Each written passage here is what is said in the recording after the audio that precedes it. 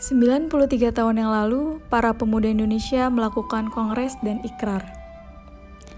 Mereka yang berasal dari berbagai suku, agama, dan ras bersumpah sebagai satu nusa, satu bangsa, dan satu bahasa. Hari itu dikenal sebagai Hari Sumpah Pemuda. Sumpah Pemuda merupakan sebuah ikrar untuk menumbuhkan semangat akan rasa cinta serta menegaskan cita-cita berdirinya NKRI dan juga merupakan satu tonggak bersejarah di dalam pergerakan kemerdekaan.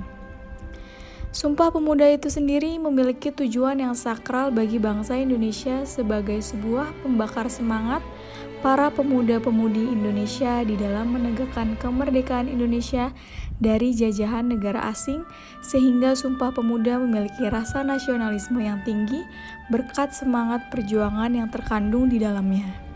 Sejak tahun 1959, setiap tanggal 28 Oktober ditetapkan sebagai Hari Sumpah Pemuda.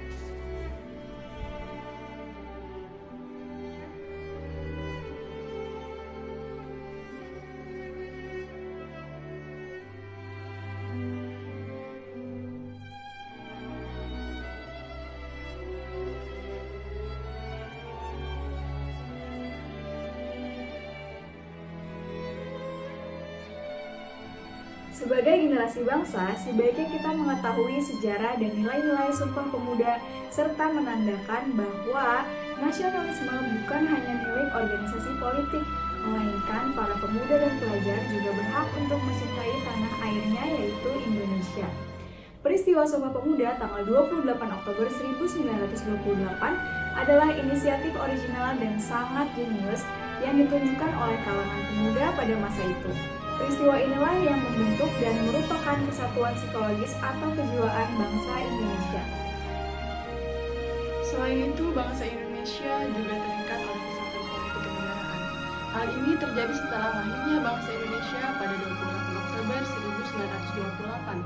Dengan segala pengorbanan jiwa dan raga, keringat dan darah, akhirnya 17 tahun kemudian bangsa Indonesia bisa memerdekakan dirinya pada tanggal 17 Agustus 1945. Hal ini ditandai dengan dibacakannya teks proklamasi kemerdekaan oleh Soekarno-Hatta atas nama bangsa Indonesia. Kami, bangsa Indonesia, dengan ini menyatakan kemerdekaan Indonesia. Hal-hal yang mengenai pemindahan kekuasaan dan lain-lain diselenggarakan dengan cara saksama dan dalam tempo yang sesingkat-singkatnya. Jakarta, 17 Agustus 1945, atas nama bangsa Indonesia, Soekarno-Hatta.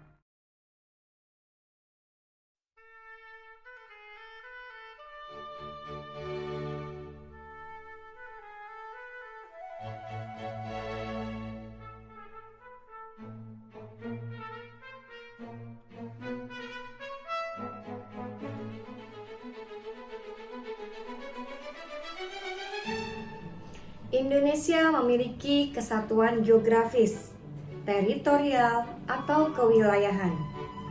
Kesatuan wilayah ini ditandai dengan Deklarasi Juanda tanggal 13 Desember 1957 yang menjadi tonggak lahirnya konsep wawasan Nusantara. Wawasan Nusantara diakui dunia pada Konferensi Hukum Laut di Geneva dan puncaknya ditetapkan dalam Konvensi Hukum Laut Perserikatan Bangsa-Bangsa atau UNCLOS.